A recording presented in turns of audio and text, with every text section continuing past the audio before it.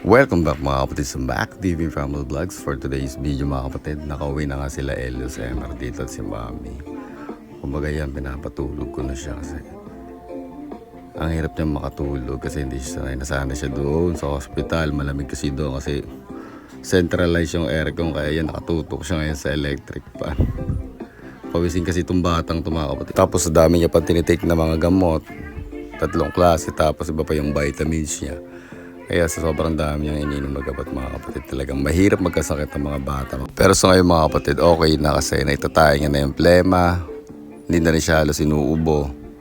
Tapos marami siyang tinitake talaga na, yan, kagaya nga yung mga sinabi ko kanina mga gamot.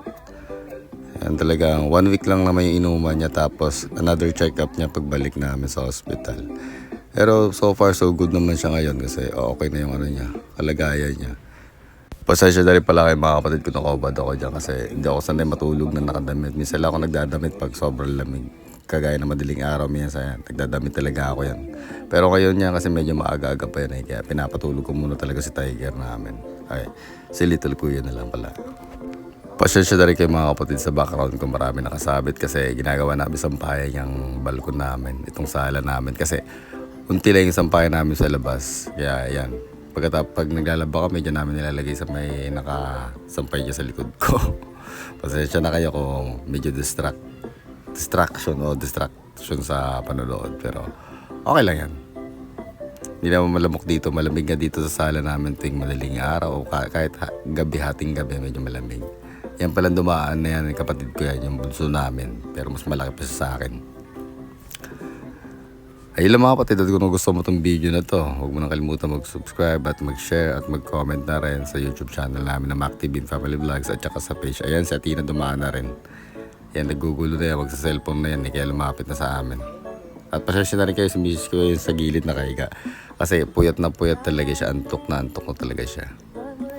Yun lang mga kapatid, at maraming salamat sa panonood at huwag niyo nang kalimutan mag-subscribe ulit. Yan lang, salamat sa inyo.